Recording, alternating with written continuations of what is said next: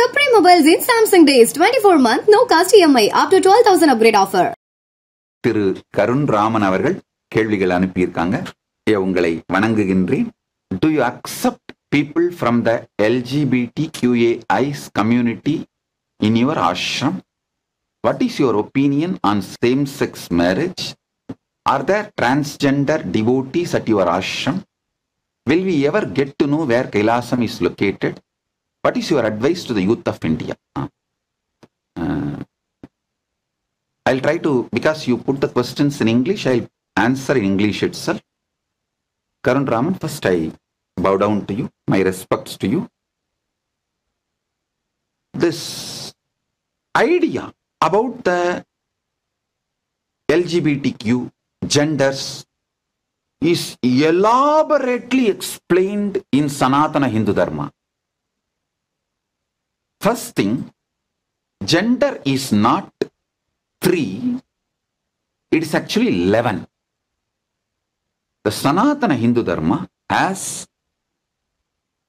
69 books on genders.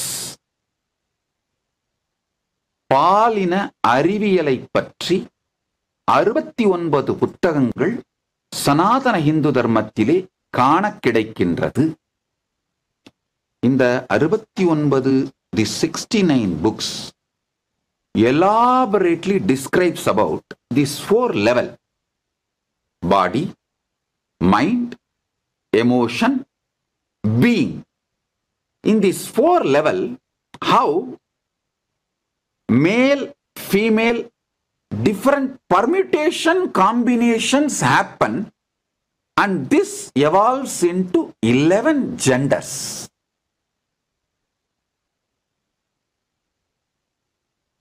I have a link for the playlist where I have spoken about these 11 genders elaborately. That playlist is available. If you have a time, please spend 1 or 2 days and study what Sanatana Hindu Dharma says about 4 genders. Sorry, 11 genders. This 4 level: body, mind, emotions, being. In this 4 level, somebody may feel they are male in mental level, but in emotion level they may feel they are female. In the being level, again they may feel they are male. In the body, they may be female. So this various permutation combination of the male, female in this 4 level evolves into 11 genders. And please understand, the Western way of LGBTQ freedom, the gender freedom, is completely politicized with the right wing and left wing, because it has become a political ideology. The LGBTQ people are the real people who are suffering. See, it has become like an action and reaction. Like when one party comes to power, they make laws in favor of LGBTQ. When the other party comes to power, just to prove their authority, they change the whole laws. Because it is caught in the political turmoil, the whole Western idea of LGBTQ freedom is more and more bringing suffering, because it is not established on knowledge but established on political ideology. It is only being torture for the LGBT community all over the world. That's a reality. I am telling you, that's a reality. But Sanatana Hindu Dharma looks the whole thing from a spiritual, divine perspective. First thing, the gender is individual conscious choice. Gender is individual conscious choice. Gender freedom has reached its ultimate peak possibilities in Sanatana Hindu civilization. People can choose their gender, and if you are born with certain attitude and aptitude, you can either celebrate it, methods to celebrate it, and if you feel you want to change for some reason, the methods to change. Everything is so elaborately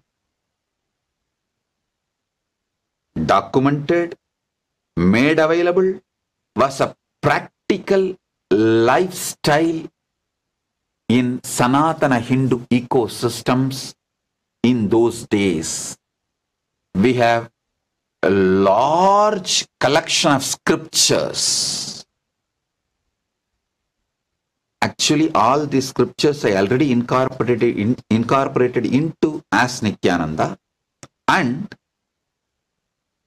we have also developed a separate model, AI model for this. If you have a specific questions, it can answer you, help you. Now let me come to your questions. Do you accept people from LGBTQIA community in your ashram? In our Kailasa, we accept.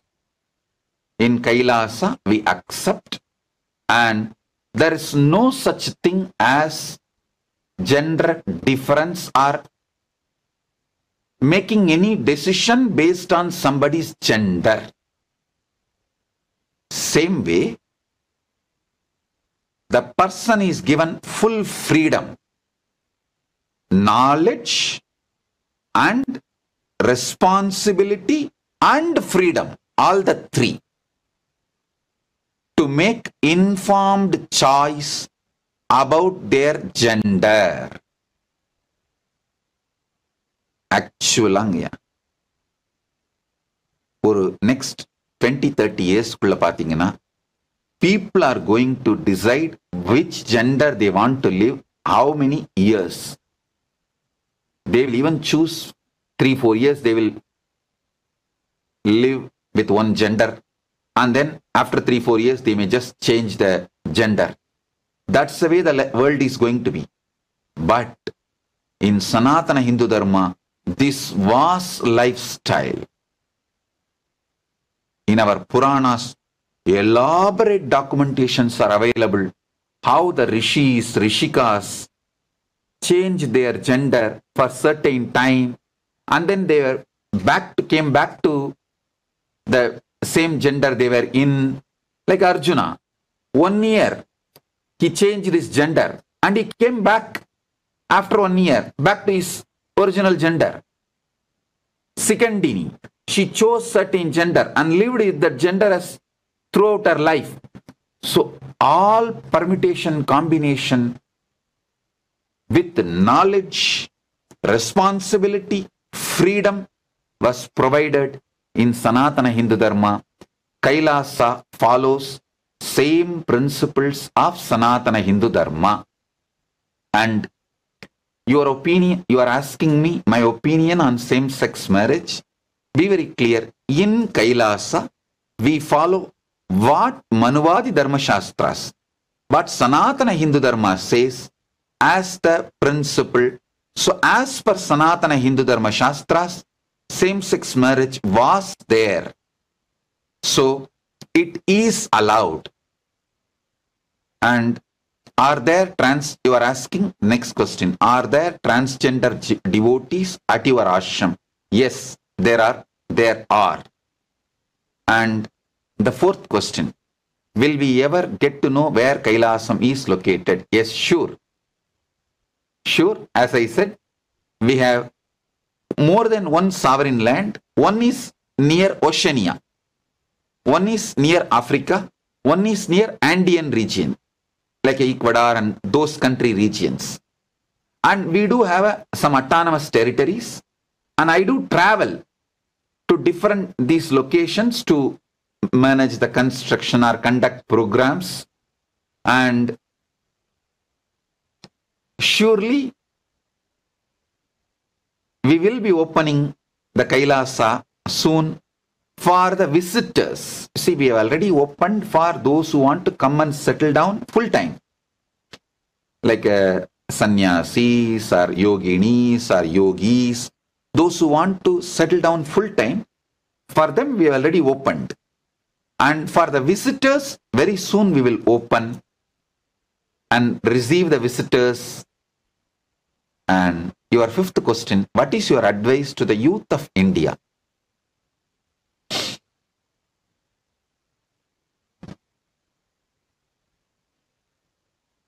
I wanted to say only one advice. O youth of India, you are the great inheritor of the immortality. The Upanishad says, Shrunvandu Vishwe Amritasya Putraha Vedāgameham Purusham Mahantam Aditya Varanam Tamasastu Baro. Listen. You Bharatiyas, youth of India, you are the inheritor of Amritasya, Amritatva. You are Amritasya Putra. You are the inheritors of the immortal knowledge. Don't lose your inheritance. No other civilization, no other country can claim this great inheritance.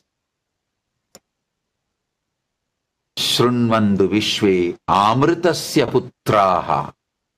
Oh, sons of immortality, oh, inheritors of immortality, don't miss enjoying it, using it. Sanatana Hindu Dharma, the science of immortality, is the best and ultimate inheritance you all have.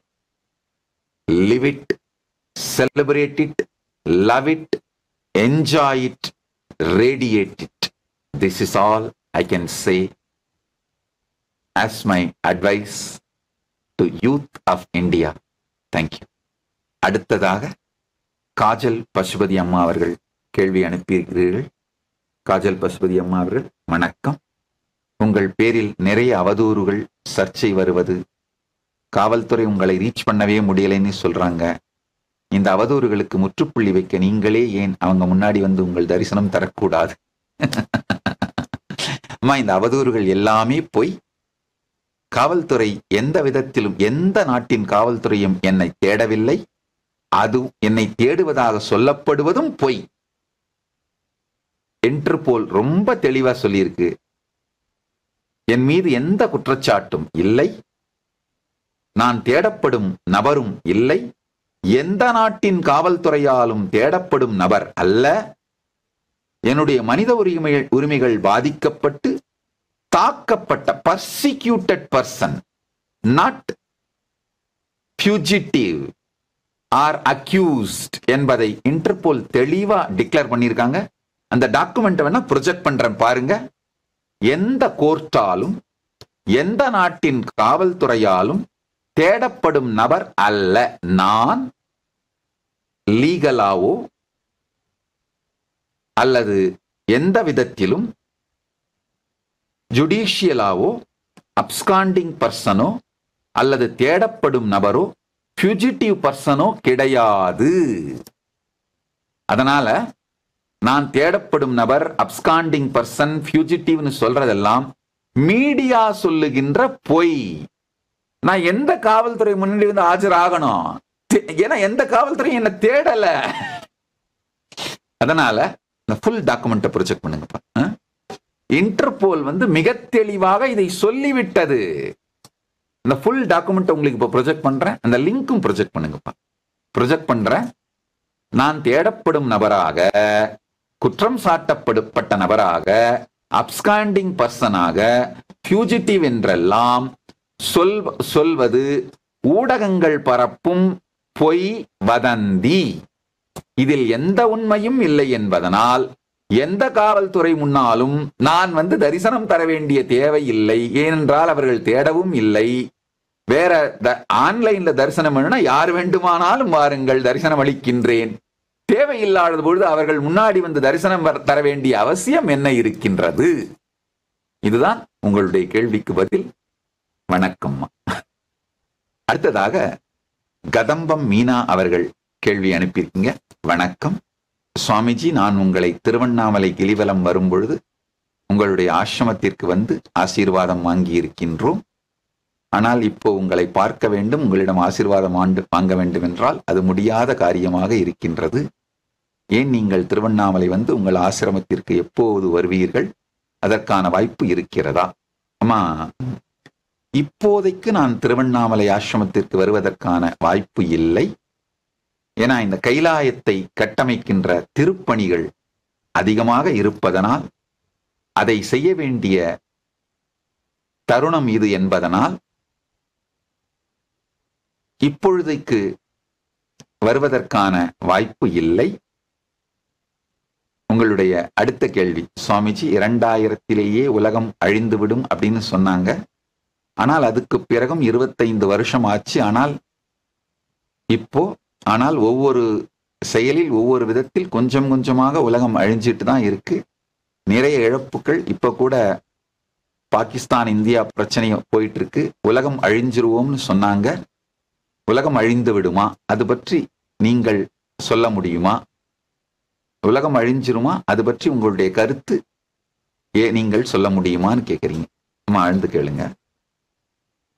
உலகம் அழியாது.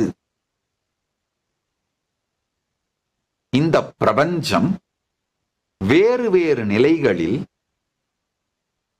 மாறினாலும் உயிர்கள் அந்த சூழலில் வாழ்வதற்கு தங்களை தகவமைத்துக் கொண்டு ஏதாவது ஒரு விதத்தில் வாழ்ந்து கொண்டேதான் இருக்கும். இப்ப மனிதர்கள் செய்கின்ற அளவுக்கு மீறிய இயற்கை அழிப்பு போன்ற பிரச்சனைகளினால் ஒருவேளை இயற்கை பொங்கி மனித இனம் இந்த பூமியில் இல்லாதவாறு செய்தால் கூட சில லட்சம் ஆண்டுகளுக்கு பிறகு மீண்டும் வேறொரு விதத்தில் உயிர்கள் மலர்ந்தே தீரும். அதனால் இந்த பிரபஞ்ச சுழற்சியில் உலக அழிவு என்பதே கிடையாது. மனிதர்கள் தங்களை தாங்களே அழித்துக் கொள்ளாமல் இருக்க வேண்டுமென்றால் இயற்கையை துண்டாடுவதை, இயற்கையை அழிப்பதை நாம் குறைத்துக் கொள்ள வேண்டும். உண்மையில இந்த ஊடகங்கள் மிகப்பெரிய பிரச்சனையா கிளப்பினாங்க பாருங்க. பொலிவியால இருக்கிற அமேசான் நிலத்தை நாங்க அபகரிக்க பார்த்தோம் அப்படின்லாம். அது அபகரிக்க பார்க்கவில்லை. அதன் உண்மையை சொல்லுகிறேன், கேட்டுக்கொள்ளுங்கள். பல நாடுகளில் இந்த பூர்வீக குடிமக்கள் மிகவும் வறுமையில் இருப்பதனால் பல்வேறு கார்ப்பரேட் கம்பெனிஸ் அவர்கள் வறுமையை உபயோகப்படுத்தி அவர்களுக்கு பணம் கொடுத்து காட்டை அழித்து மைனிங் பண்றது, டிஃபாரஸ்டேஷன் மற்றும் மைனிங், இது போன்ற கொடுமைகள் மூலமாக இயற்கையை அழிக்கிறார்கள். அது நடக்காமல் இருப்பதற்கு அந்தந்த இண்டிஜினியஸ் நேஷன்ஸ் அந்த பூர்வ குடிமக்களோடு ஒப்பந்தம் செய்து அவர்களுடைய வாழ்வாதாரத்திற்கு பணத்தை கொடுக்கின்ற, அதாவது அவங்க வாழ்வாதாரத்திற்கு பணத்தை கொடுத்து இந்த காடுகளை அழிக்காதீர்கள், இந்த இயற்கை அப்படியே இருக்கட்டும், இங்கு ஒரு மரம் வெட்டக்கூடாது, ஒரு கல்லை உடைக்கக்கூடாது, இங்கு எந்த விதமான சுரங்க வேலைகளும் நிகழக்கூடாது, அகழ்வுகளும் நிகழக்கூடாது அப்படிங்கிற ஒப்பந்தத்தை தான் நாங்கள் போட்டிருந்தோம், அதைத்தான் செய்தோம். உலகம் முழுவதும் இந்த மாதிரி 160 இண்டிஜீனியஸ் நேஷன்ஸோட, ஆதிக்குடிகள், பூர்வ குடிகளோடு இது போன்ற ஒப்பந்தம் போட்டு